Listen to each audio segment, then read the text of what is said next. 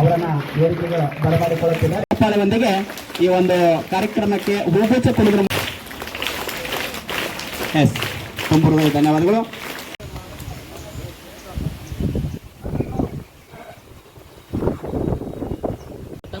ಹೊಸೂರು, ವಿದ್ಯಾಶ್ರೀ ಸುರೇಶ್ ಗರಾದರ್, ಮಹಾಲಕ್ಷ್ಮಿ ಸತೀಶ್ ಪಾಟೀಲ್, ಶ್ರಾವಣಿ ಸಿದ್ದಪ್ಪ, ಅಮೃತ ಸಿದ್ದರಾಮಯ್ಯ, ಸಾಕ್ಷಿ Ravindra ಕೋಜಲ್, Vishal Nagappa Kittur, Shreyas Rajashekhar ಜೀಸಿ, summer Shantisagar ಸಮರ್ಥ ಮುನಿಮನಿ ಎಂಬ ಹೆಸರಿನವನಾದ ನಾನು ಶಾಲಾ ಸಂಸತ್ತಿನ ಪ್ರಧಾನಮಂತ್ರಿಯಾಗಿ, ಪ್ರಧಾನ ಕಾರ್ಯದರ್ಶಿಯಾಗಿ, ಸ್ವಚ್ಛತಾ ಮಂತ್ರಿಯಾಗಿ, ಆಹಾರ ಮಂತ್ರಿಯಾಗಿ, ಸಾಂಸ್ಕೃತಿಕ ಮಂತ್ರಿಯಾಗಿ, ಆರೋಗ್ಯ ಮಂತ್ರಿಯಾಗಿ, ಕ್ರೀಡಾ ಮಂತ್ರಿಯಾಗಿ, ಪ್ರಾರ್ಥನಾ ಮಂತ್ರಿಯಾಗಿ, ಹಣಕಾಸು ಮಂತ್ರಿಯಾಗಿ, ಪ್ರವಾಸ ಮಂತ್ರಿಯಾಗಿ ನಾಗಿ ಚುನಾಯಿತನಾಗಿದ್ದು ಕಾನೂನು ಮೂಲಕ ಸ್ಥಾಪಿತವಾದ ಭಾರತದ ಸಂವಿಧಾನದ ಸತ್ಯ, ಶ್ರದ್ಧೆ ಹಾಗೂ ನಿಷ್ಠೆಯನ್ನು ಹೊಂದಿರುತ್ತೇನೆಂದು ಶಾಲೆಯ ಸಾರ್ವಭೌಮತ್ವವನ್ನು ಮತ್ತು ಅಖಂಡತೆಯನ್ನು ಎತ್ತಿ ಹಿಡಿಯುತ್ತೇನೆಂದು ಮತ್ತು ನಾನು ಈಗ ಕೈಗೊಳ್ಳುತ್ತಿರುವ ಕರ್ತವ್ಯವನ್ನು ಶ್ರದ್ಧಾಪೂರ್ವಕವಾಗಿ ನಿರ್ವಹಿಸುತ್ತೇನೆಂದು ವಿದ್ಯಾದೇವತೆಯಾದ ಸರಸ್ವತಿ ಮಾತೆಯ ಹೆಸರಿನಲ್ಲಿ ಪ್ರಮಾಣ ಮಾಡುತ್ತೇನೆ. ಜೈ ಹಿಂದ್, ಜೈ ಭಾರತ ಮಾತೆ.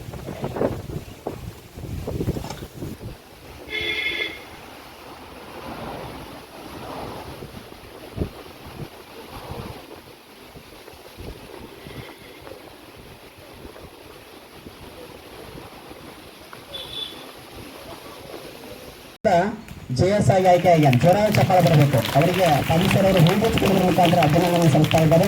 ಗೊತ್ತಾಯ್ತಲ್ಲ ಎಲ್ಲ ಸರ್ ಅಂತಂದ್ರೆ ಓಕೆ. ಕುಡಿದ್ರ ಮುಖಾಂತರ ಸರ್ ಅವರು ಅಭಿನಂದನೆಯನ್ನು ಸಲ್ಲಿಸಬೇಕು.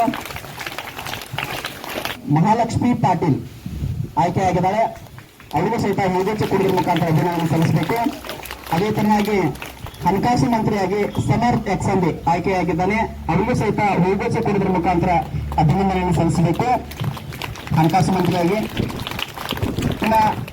ಪ್ರಾರ್ಥನಾ ಆಗಿದ್ದಾನೆ. ಅವರಿಗೂ ಸಹಿತ ಹೂಗುಚ್ಛ ಕೊಡುವುದರ ಮುಖಾಂತರ ಅಭಿನಂದನೆಯನ್ನು ಸಲ್ಲಿಸಬೇಕು.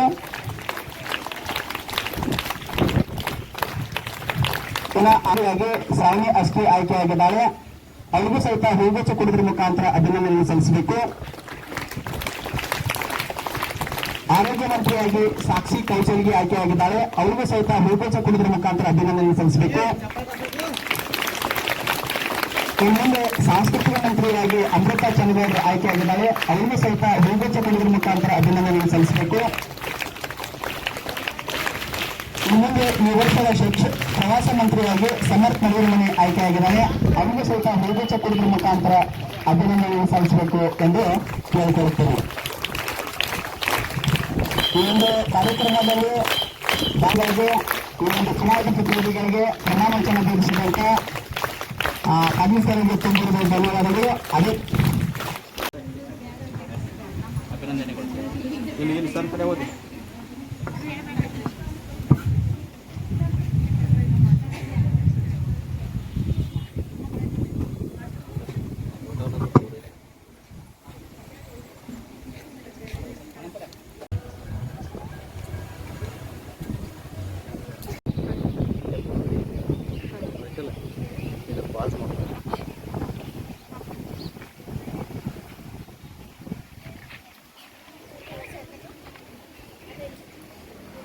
ಇಪ್ಪತ್ತೈದು 26ನೇ ಸಾಲಿನ ನಮ್ಮ ಶಾಲೆಯಲ್ಲಿ ಶಾಲಾ ಸಂಸತ್ತನ್ನು ರಚನೆ ಮಾಡಿದರು.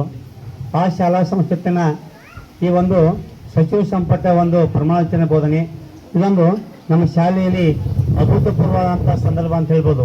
ಯಾಕೆಂದರೆ ನಮ್ಮ ರಾಜ್ಯಸಭೆ ಮತ್ತು ಲೋಕಸಭೆಗಳಲ್ಲಿ ಯಾವ ರೀತಿ ಮಂತ್ರಿಮಂಡಲ ರಚನೆ ಮಾಡ್ತಾರೋ, ಮಂತ್ರಿಮಂಡಲ ರಚನೆ ಮಾಡೋ ಹೊತ್ತಿನಾಗ ಪ್ರಮಾಣವಚನ ಯಾವ ರೀತಿ ಸ್ವೀಕರಿಸ್ತಾರೋ, ಅವ್ರ ಜವಾಬ್ದಾರಿ ಏನೈತಿ ಅನ್ನೋದ್ರ ಬಗ್ಗೆ ನಾವು ಟಿವಿಗಳಲ್ಲಿ ಮಾಧ್ಯಮಗಳ ಮೂಲಕ ತಿಳ್ಕೊತಿದ್ದೆವು. ಆದರೆ ನಿಮ್ಮೆಲ್ಲರಿಗೆ ಒಂದು ವಿಷಯದ ಅಂಗವಾಗಿ ಎಲ್ಲ ವಿದ್ಯಾರ್ಥಿಗಳಿಗೆ ಪೂರಕವಾದ ಶಿಕ್ಷಣ ಇರಲಿ ಅಂತೇಳಿ ನಮ್ಮ ಸಿಬ್ಬಂದಿಯವರಾದ ಆನಂದ್ ಬಿರಾರ್ ಆಗಿರ್ಬೋದು, ಅವರೆಲ್ಲ ಸಹಪಾಠಿಗಳು ಇವತ್ತು ಈ ಒಂದು ಪ್ರಮಾಣವಚನ ಬೋಧನೆಯನ್ನು ಅತಿ ಅಚ್ಚುಕಟ್ಟಾಗಿ ನೆರವೇರಿಸಿದರು. ಅವರಿಗೆ ಹಾಗೂ ಆ ಒಂದು ಕಾರ್ಯವೈಖರಿಯಲ್ಲಿ ಕೈಗೊಂಡಂತ ನಮ್ಮೆಲ್ಲ ಸಿಬ್ಬಂದಿಯವರಿಗೆ ನಿಮ್ಮೆಲ್ಲರ ಪರವಾಗಿ ನಮ್ಮ ಸಮಿತಿ ಪರವಾಗಿ ತುಂಬ ಹೃದಯ ವಿನಂತಿಸ್ತಾ ಇದ್ದೀನಿ. ಇದು ಒಂದು ಹಣಕಾಸು ಮಂತ್ರಿ ಆಗಿರ್ಬೋದು ರೀ, ಇತರೆ ಎಲ್ಲ ಸಚಿವ ಸಂಪುಟದವರು ಒಳಗೊಂಡಂತ ಒಂದು ಸಚಿವ ಸಂಪುಟ ರಚನೆ ಆಗಿತ್ತು.